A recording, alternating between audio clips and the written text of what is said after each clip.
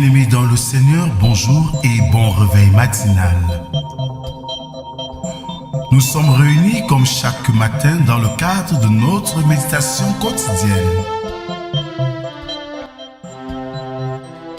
La méditation quotidienne, c'est tous les jours de lundi à vendredi.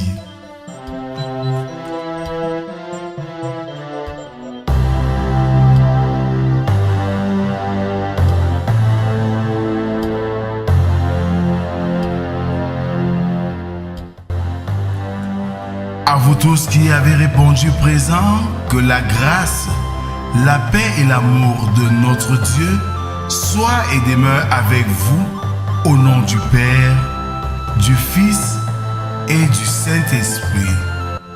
Amen.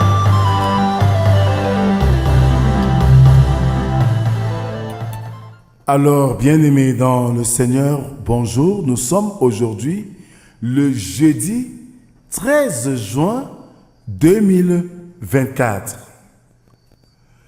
Jacques Briand, dans son ouvrage « Le soleil se cherche tout l'été », déclare ceci. Au banquet de la corruption, l'or vaut plus que la foi. Au banquet de la corruption, l'or vaut plus que la foi. Alors, bien-aimés, je nous invite à ouvrir nos cantiques sur les ailes de la foi, numéro 182, intitulé « Mon Dieu, plus près de toi ».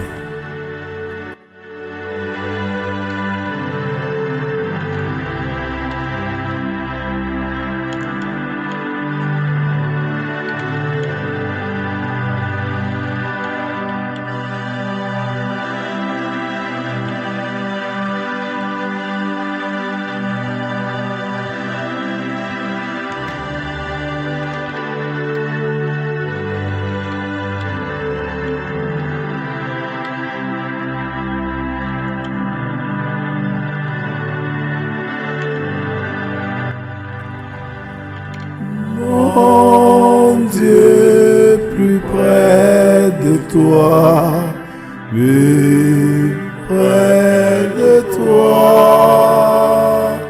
c'est le mot de ma foi, plus près de toi, dans le jour, l'épreuve déborde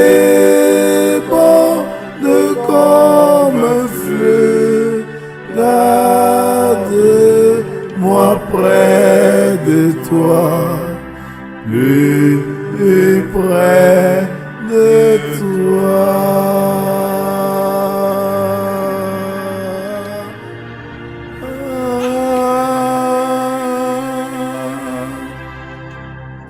Après ce jeu d'Anatole que nous procure le musicien du jour au piano que j'ai appelé particulièrement Patrick Sainté, je nous invite à adorer notre Dieu avec le psaume du jour, le numéro 41, dont nous ferons lecture de la 2e strophe à la 4e. Là, il est écrit « Heureux celui qui s'intéresse aux pauvres. Au jour du malheur, l'Éternel le délivre. L'Éternel le garde et lui conserve la vie. Il est heureux sur la terre, et tu ne le livres pas au bon plaisir de ses ennemis. L'Éternel le soutient sur son lit de douleur. Tu le soulages dans toutes ses maladies. Amen. Je nous invite à la prière. Père éternel, tu nous donnes chaque fois l'occasion de nous rapprocher de toi et de nous laisser transformer par toi. Voici donc venu pour nous le moment de sonder tes saintes écritures. Nous te prions, Seigneur, de nous donner un esprit de discernement et que, au terme de ce moment de réflexion, que nous puissions, une fois de plus, être éclairés par ta parole, qui est la vérité et la vie. Amen. Ce matin, nous méditons dans l'épître de Paul, la première épître de Paul aux Corinthiens, chapitre 15, versets 50 à 58. 1 Corinthiens 15, 50 à 58. Là, il est écrit: Ce que je dis, frères, c'est que la chair et le sang ne peuvent hériter le royaume de Dieu, et que la corruption n'hérite pas l'incorruptibilité. Voici, je vous dis un mystère. Nous ne mourrons pas tous, mais tous nous serons changés. En un instant, en un clin d'œil, à la dernière trompette. La trompette sonnera, et les morts ressusciteront, incorruptibles, et nous serons changés. Car il faut que ce corps corruptible révèle l'incorruptibilité et que ce corps mortel revête l'immortalité. Lorsque ce corps corruptible aura revêtu l'incorruptibilité et que ce corps mortel aura revêtu l'immortalité, alors s'accomplira la parole qui est écrite. La mort a été engloutie dans la victoire. Ô mort, où est ta victoire? Ô mort, où est ton aiguillon? L'aiguillon de la mort, c'est le péché, et la puissance du péché, c'est la loi.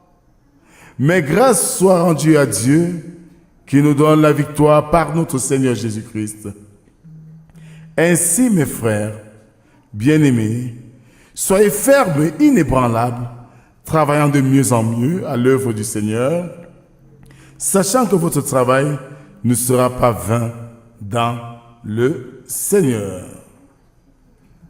Amen. Alors, bien-aimés dans le Seigneur, après l'écoute de ce texte qui nous a été lu, nous pouvons l'intituler « La victoire sur la mort ».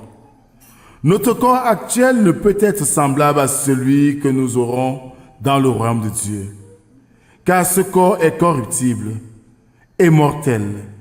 Par conséquent, lorsque la trompette sonnera pour annoncer le retour du Christ Jésus, ceux qui seront encore en vie seront tous changés en un instant, en un clin d'œil. Paul appelle cela un mystère, en ce sens qu'il s'agit d'un événement qui était inconnu avant et n'est même connu à présent que des croyants. En un instant, notre corps mortel et corruptible sera transformé en quelque chose d'incorruptible et d'immortel, marquant ainsi le triomphe du Christ sur la mort. Paul prouve ce qu'il dit en donnant une citation légèrement bonifiée d'Osée 13, verset 14. Paul pense à la mort comme à quelque chose de venimeux qui tire son poison du péché. Le péché lui-même devient puissant à cause de la loi.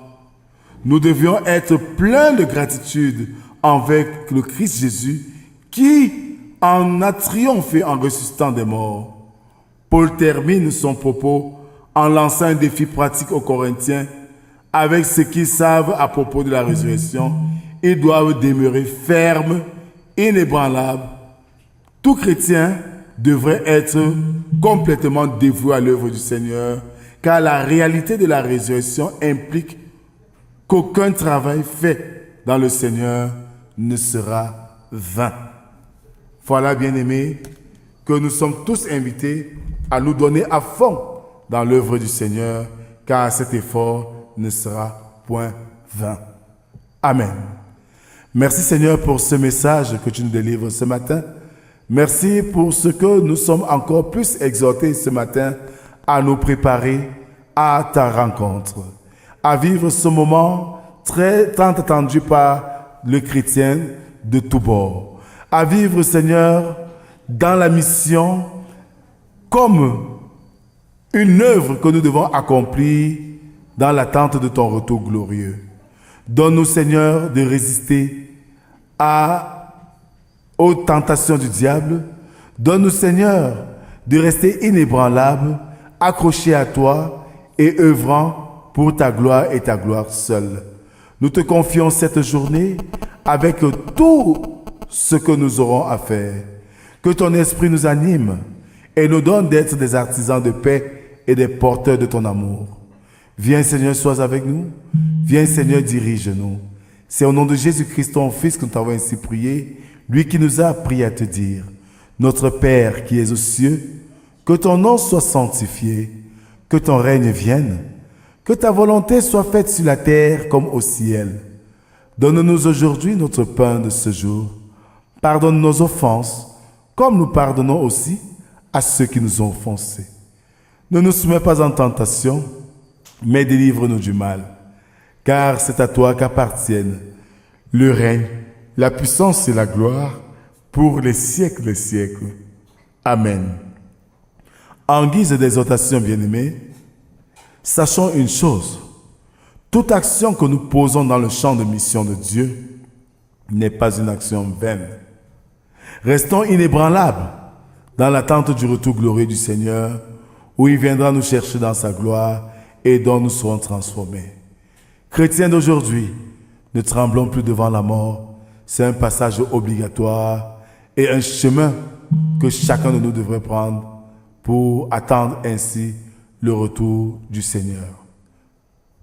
Que la grâce, la paix et l'amour de Dieu soient et demeurent sur chacun d'entre nous, au nom du Père, du Fils et du Saint-Esprit, un seul Dieu éternellement béni. Bonne journée à tous et à demain si Dieu le veut. Shalom.